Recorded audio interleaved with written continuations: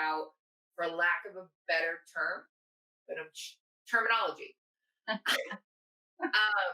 We didn't really find like a good word to capture exactly what we wanted to talk about, but basically, Sarah and I both feel very strongly that words have power, and we try and be really intentional with the words that we use in our practices and when talking to parents.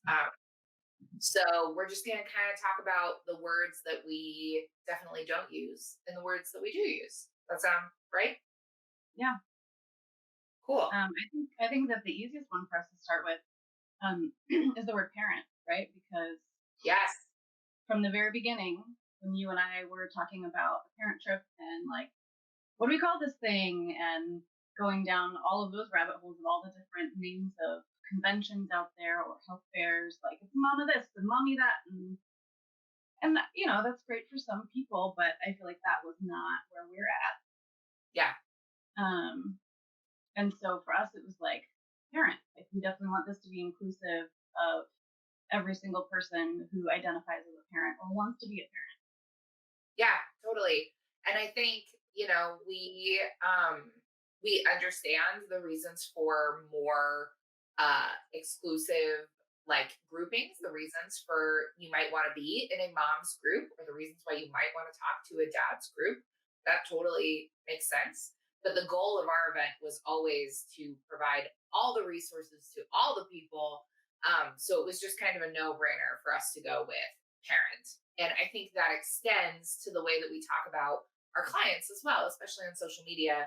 So I don't ever, when I'm posting my Tuesday tips, I don't ever talk about like, this is what you do for mama, or this is what you do for the mom. I'm always saying the birthing parent, the birthing person, the laboring parent, that kind of thing. And I think you do something similar. Yeah, I mean, I often, talk about who's feeding baby.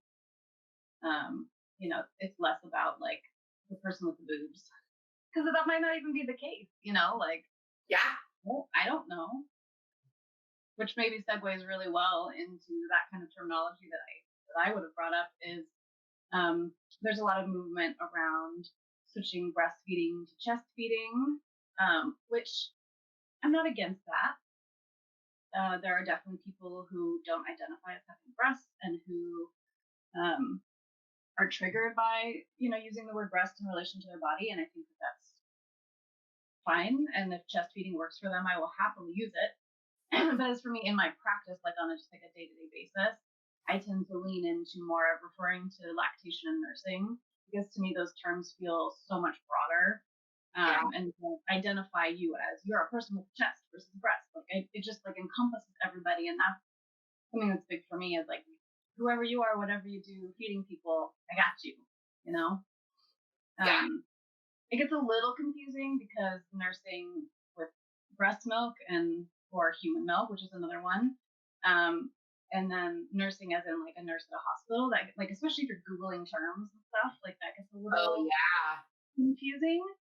But I do like nursing a lot. Like lactation feels pretty clinical. Mm-hmm. And not everybody always, if someone hasn't read the books or anything, not everyone clicks with the word lactation right away on what that even is. Yeah. And so I like nursing a lot, but it does get a little complicated. Yeah, definitely a little confusing. I think similarly, I like to talk about when I meet with new parents who are looking to work with a doula, something that I always send in my introductory emails. I'm like, I'd love to set up a time to meet with you and just make sure that we all click. And if you are partnered, I'd love for your partner to join us. And that's something that I use a lot is the word partner. I am a heterosexual woman. I'm married to a heterosexual man and cis all the way around. But when we were engaged, I hated the word fiance. I didn't like using it. I didn't like it when people referred to each other as that. It felt like to me, like I was just constantly asking for people to congratulate me. Like if I was like, my fiance, right? People would be like, oh my God, congratulations. Yeah, exactly. And I was like, no. And the next is, let me see the ring. Like it's a whole conversation. Yeah, totally. Which I just didn't even want to open. Like I didn't want to do it. So David and I have been together for 5 years before we got engaged. So he was my partner for a long time, and he just kept being my partner. Like, he's still my partner. I refer to him as my husband, but also my partner. And I don't think that it means anything other than that we're partnered, right? Yeah. So I'm a big fan of using that word, and I always ask in interview setups that I'm like, if you are partnered, I would love to meet your partner, whoever that is. And it could be the person who is parenting with you. It could be just your birth partner. Like, maybe your sister is going to come and help you have your baby, and they're your partner for this. They're not going to be raising the baby with you. They're not going to be living in your house, but they are going to be the person in the room with you on the day. And I would love to talk to them. That's a good call. Yeah, I have intake paperwork because most of the time I'm talking to the parent who's struggling with nursing. Like in the intake, just like phone call or email.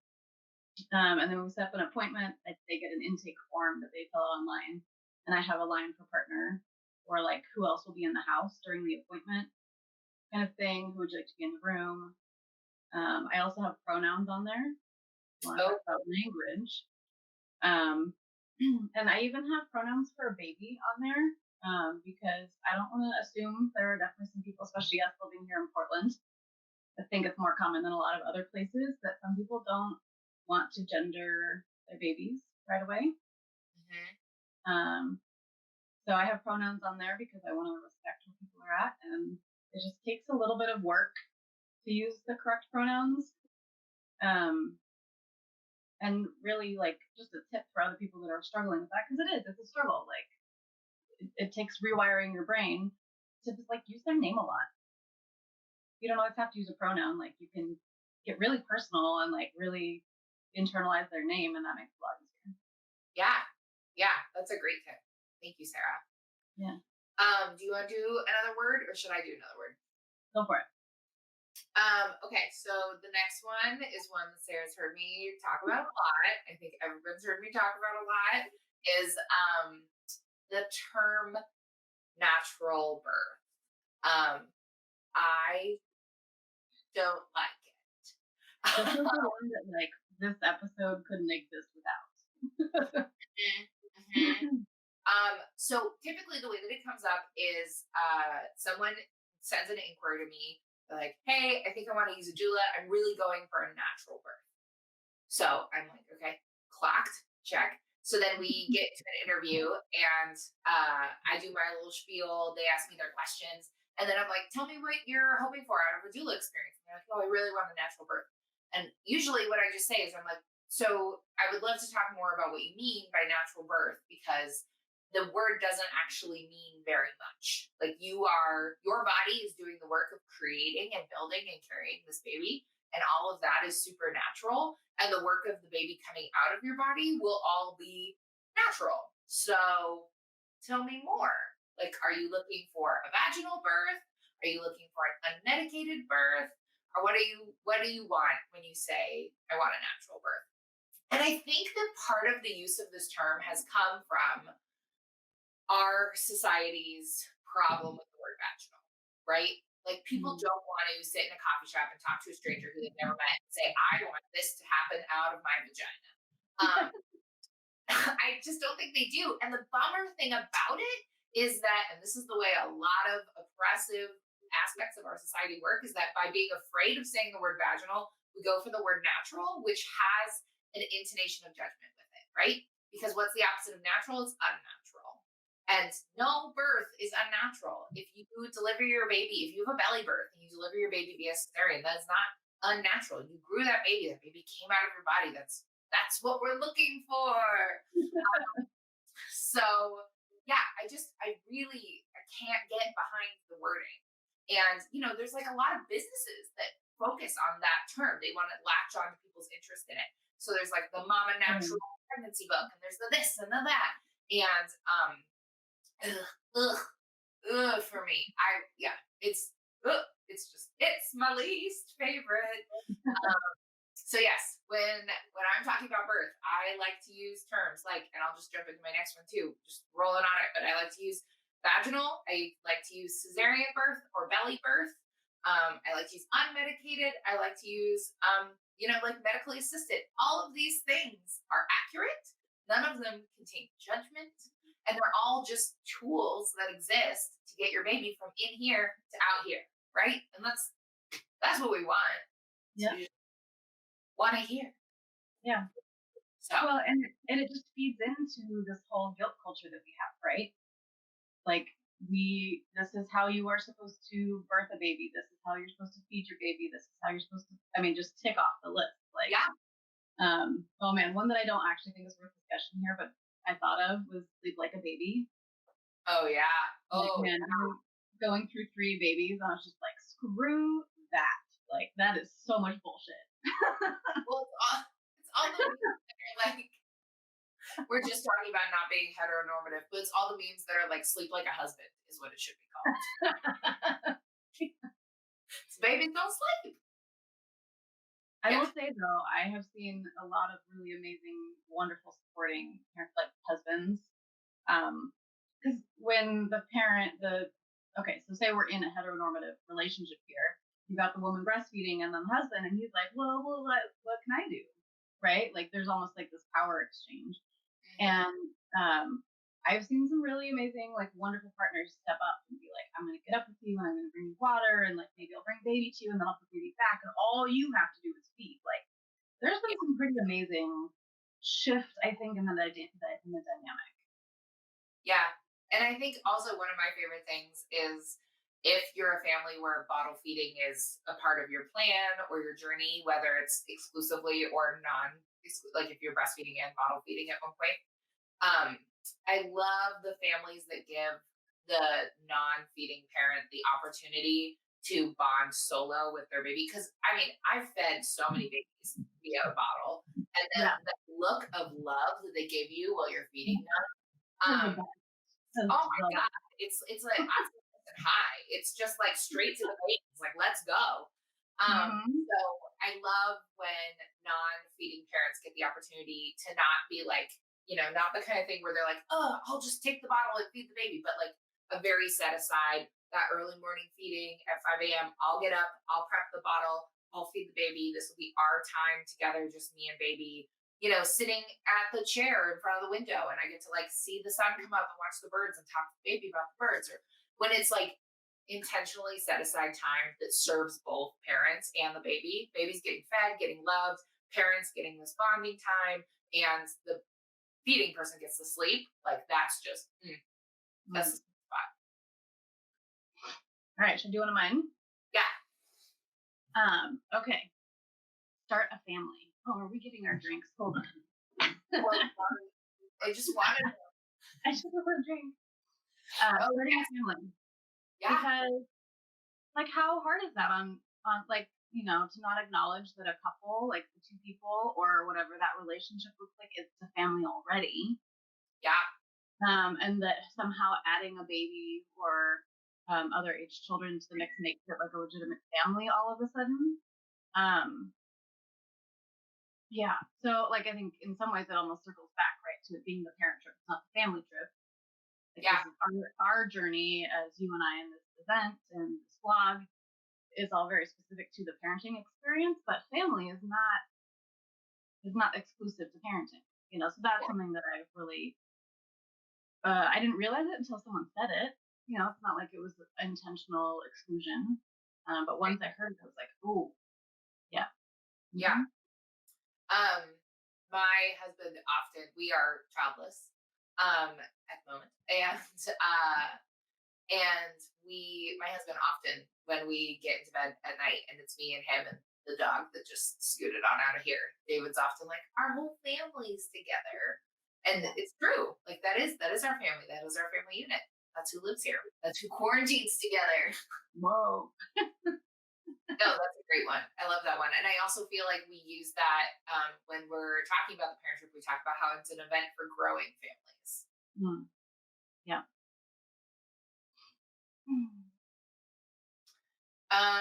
I think I used all of mine. Do you have one you want to talk about? I mean, we kind of touched on them. You touched on the birthing parent, right? Like, and I feel like I like that better. You can tell me what you think. I think I like it better than gestational parent. Do you have thoughts on the differences?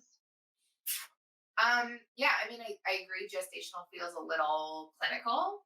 Mhm. Um, I think that's similar with when you said gestational parent. The first thing I thought of, which is not a connected word at all, but the first thing I thought of was the term geriatric pregnancy, which Oh, I gee, loathe. that's a whole Yeah. nother one. Oh yeah, yeah. That's a different episode, guys. So if you're following it, being like, what is? I will tell you what geriatric pregnancy is, so you don't have to Google it, and then we're not going to talk about it anymore. Geriatric pregnancy is a person who is having a baby over the age of incredibly old, 35. So my preferred term for that, if we are going to talk about it clinically, is it's AMA, which is advanced maternal age. It's a little bit better. It doesn't involve the word geriatric for somebody who's 36. But I don't love any of that anyway. But anyway, gestational parent made me think of geriatric pregnancy, which is just bleh, Yeah, send it away. So, yeah. I like birthing parent. I also touched the other thing on my list that I had put down was human milk, which I already kind of oh yeah, briefly touched on. I mean, I think it's going to take a long time for that one to catch on, and I don't know if it'll end up being that exact term. Like maybe we'll end up with something completely different. I know that a lot of folks are trying to move away from breast milk, um, but there is this need to differentiate between human milk and formula, and whatever else is being fed. Like some people, use goat's milk or whatever, and so it's important to be able to differentiate, especially when you're getting care. So you need to yeah, have a term for it. You can't just say, "Well, I fed the baby milk," and like assume that knows what that right, means. yeah. Um, so there is a need for a term to distinguish them, but yeah. So I don't feel like human milk is really catching, but maybe it will. I mean, personally, I'm a huge fan of the word human. Like, I just am. Like, I love. We were you and I was trying to remember who was there, but Ashley was there too. Um, so that's why I got confused. But we were at a networking event once where we had to go around in a circle and say what work we do. And I said, I'm a doula, which means I help humans have humans.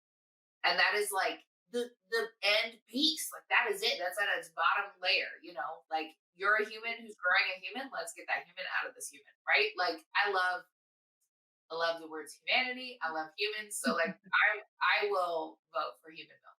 All right. Well, I'm a lactation consultant, and I help humans feed humans, There you go. tiny humans generally. Yeah. No judgment though. That's a whole nother subreddit. Uh-huh. Mhm. Oh my god. Can I ask you, have you had somebody reach out to you about that? No. And I guess I should briefly mention what that is since we're just like sitting around it. Olivia is referring to adults who uh, suckle for sexual pleasure, which is a thing.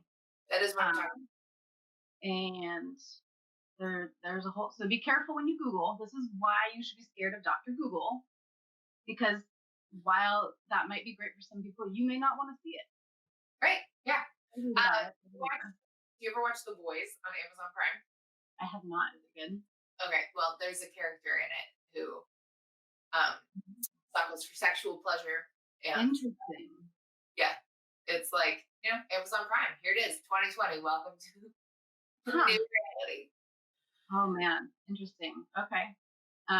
Yeah, so one of my like big passions, right, is inducing lactation. So bringing on milk outside of like if you haven't birthed a baby. And I have done a lot of Googling trying to find people's experiences because it's a fairly new phenomenon, at least being written about. Yeah. And so I have done so many extensive Google searches, like trying to find people's stories, and I have run into a lot of things that don't actually help. Well, that's the thing. Like it does in some ways help because what works for them is still going to potentially help me figure out how the body works and how we can make this an easier thing, right? So it's like as long as I can turn off this, like, well, this doesn't work for me, but it's information. Yeah, yeah. There it is. We're all on the same team. We're all trying to figure out how to make stuff happen. We're trying to make this life a nice thing to be in. We're all on the human team. The human team. Can we make human t-shirts? What'd you say? Can we make human team shirts? Just you and me. We don't have to sell them. The human team. I don't know. I think I would wear one of those shirts. I think you would. Yeah. I would. Yeah. On it. The human team needs some help these days. Yeah. Truth. Do you have any other words that we should hit on before we go? The only other thing that I put on here goes back to the pronoun thing. This is something that I learned I did some different trainings over the last year. And so it's really common these days for folks to be like, hey, what's your preferred pronoun? And I heard it. That was a trick question and I heard it. Which is great because it tells you that someone cares, right? They care about your pronouns. They want to recognize them. They want to respect you and who you are. But the word preferred needs to be dropped because it's this like assumption then. It's underlying. No one's actually thinking it, I don't think. But right. It's this underlying, like, you chose this versus you are this. So that was the only other thing that was we already kind of touched on pronouns, but that preferred pronoun piece. And we could do a whole other episode on pronouns. And maybe we should add that to the list. But the thing that I would just add to that is that the training that I took that identified, please don't use the term preferred pronouns, talked about the fact that if you are a cis person, if you present to the world with the pronouns that can be assumed to you and those are accurate for you, then some people feel like they don't have the need to put the pronouns on things, right? Like, I'm a cis woman. If you looked at me, you would assume to use the terms she, her. Why do I have to put them out there on my business cards, on my Instagram? Why do I need to say them? Because the assumption is correct. And the thing that I got from this training was that by putting your pronouns out there, you are opening the door for someone else to feel like they can tell you their pronouns. They know that you care about that and that that's important to you. And that was just, for me, I didn't want to seem to be like bogarting something, right? Like, right. This is not, I'm a cis hetero woman. I'm not a part of queer culture. I don't want to seem like, why is she putting her pronouns on stuff, But hearing that piece of information, I was like, yes, I want people to feel open to talk to me. So here they go. I'm putting them everywhere. I'm Olivia. She, her. Sarah, she, her. I think normalizing it too, like the more people that get an email with a pronoun at the bottom with their signature, like the more that's just not going to register as a strange thing, right? Like maybe they aren't super open to pronoun differences, or maybe they would never even consider putting it in theirs, but the more they see it, the more it just like worms in there, right? And it becomes like this, oh, this is not abnormal. This doesn't change my attention to this person in any way. So I think that's another reason to do that. Yeah. I think that's it for today. We covered a lot of terms. I'm sure there's more. Welcome to Olivia and Sarah's vocab lesson, I guess. Thanks for tuning in. I'll say what I guess we say at the end of all of ours, which is that if you enjoyed this video, please comment, like, subscribe. You can also go find us on Instagram, Facebook. We're on the web as www.theparenttrippdx.com, which I'm going to point like it's down here because maybe we'll add it. Yes, why wouldn't we? And we do this every other week. We just jump on, talk about what's going on, and that's it. Thanks for joining us. Beep, beep. Beep, beep. Thanks for watching. If you like our channel, please make sure that you hit the button at the bottom and subscribe so you don't miss any other videos we have coming up. If you want to know the moment we post, hit that little bell. Ding, ding. We're also on Facebook and Instagram at The Parent Trip PDX. And we have a Patreon that we'd love you to check out. Keeping our content free and accessible for all families is really important to us. So the Patreon is one way that you can help us keep creating content and doing this for a long time. Thanks.